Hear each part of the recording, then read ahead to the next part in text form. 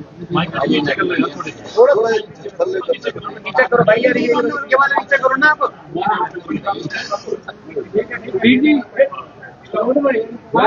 पूछताछ के लिए बुलाया था।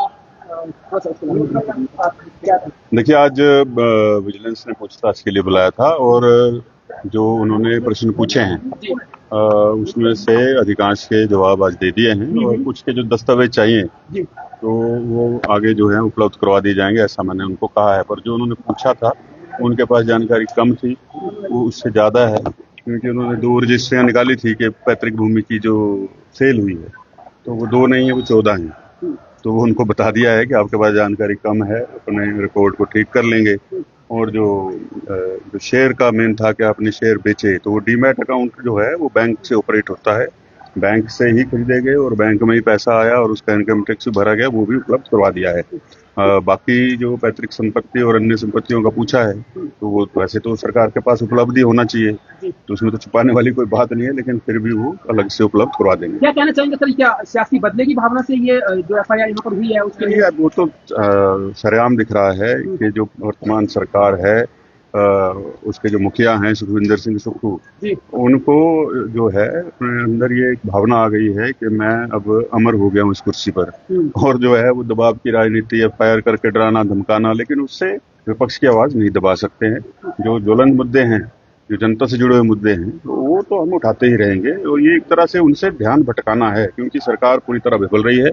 अब चाहती है कि इस तरह के मुद्दों की तरफ जो है वो जनता का ध्यान केंद्रित रहे और जो बात है रोजगार की, विकास की, उसकी तरफ जो है वो जनता का ध्यान न जाए। तो इसी काम में सब लगे रहेंगे। तो ये उनकी रणनीति है और शुरू से वो जब से संगठन में भी रहे हैं तब से ऐसे ही करते रहते हैं। लोग लगातार ये सवाल उठाते रहे हैं कि जो भी हमारे यहाँ से गए हैं वो अपना ही अलग बिगुल बजा रहे हैं, अपना ही अलग गुट बना के बैठे हैं, लेकिन जिस तरह से भारी बारिश हो रही है, बाहर इतने सारे लोग समर्थक बाहर खड़े हैं, तो यहाँ से कोई मैसेज आप देना चाहेंगे कि वो जो कहते हैं कि आप भाजपा में भी हैं लेकिन भाजपा से अलग है, लेकिन यहाँ भाजपा के जो चेहरे यहाँ दिख रहे हैं?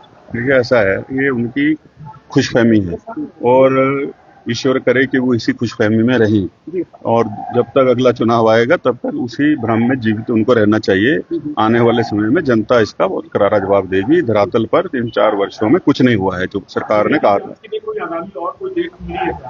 नहीं, आगामी जब भी डेट देंगे तो उसमें पूरा सहयोग करेंगे। देखिए, ऐसा है, जो पुलिस प्रशासन है इसमें उसका तो जो उन्हें औपचारिकता करनी है वो तो करेंगे ही। अब वो क्या करेंगे, उनके ऊपर भी ऊपर से दबाव है।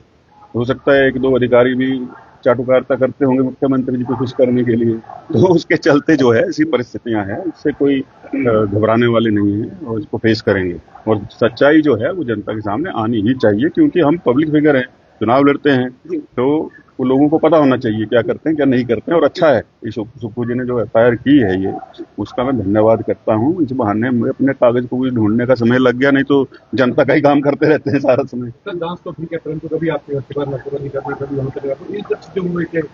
कोई बात नहीं है, उसको तो मैं सुरक्षा घेरा मानता हूँ।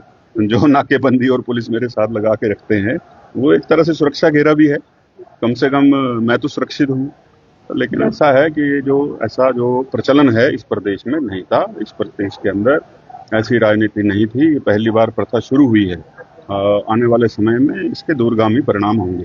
प्रश्न जो पूछे गए और किस नेचर के प्रश्न थे, ये संपत्ति के अतिरिक्त क्या जानकारियां भी जानना चाहते हैं? आपने ये सारी डिक्लेरेशन एफिडेविट के माध्यम से चुनाव जब लड़े तब से देखिए, 2003 से मैं चुनाव लड़ रहा हूँ।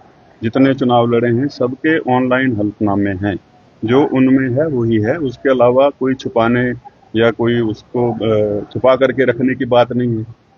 लेकिन अब ये चाहते हैं कि सारा कुछ डॉक्यूमेंटेड चाहिए तो वो दे देंगे, लेकिन उससे हट करके कुछ नहीं है। सिर्फ परसेप्शन बनाने के लिए प्रयास है मुख्यमंत्री जी का, जो विफल हो गया। कितने ऐसे प्रश्न पूछे गए सर? तो ये बहुत सारे, आज भी मेरे ख्याल से काफी सारे प्रश्न हैं, मैंने गिने तो नहीं लेकिन हमने उनका जैसे प्रश्न थे उनका मुख्य बिंदु यही है कि आपकी संपत्ति कहाँ है, कितनी है, उस तरह के प्रश्न हैं।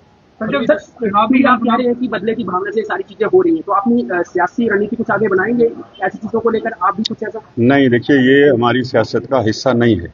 हमारी सियासत का हिस्सा है कि प्रदेश के अंदर जो मैंने जैसे कहा ज्वलंत मुद्दे हैं विकास के, प्रदेश को आगे ले जाने के, हमारा ध्यान उस तरफ केंद्रित है। ये तो चलता रहता है। ये तो सुक्खू जी को लगता होगा कि मैंने बहुत बड़ा काम किया है, उपलब्धि मानते होंगे इसको।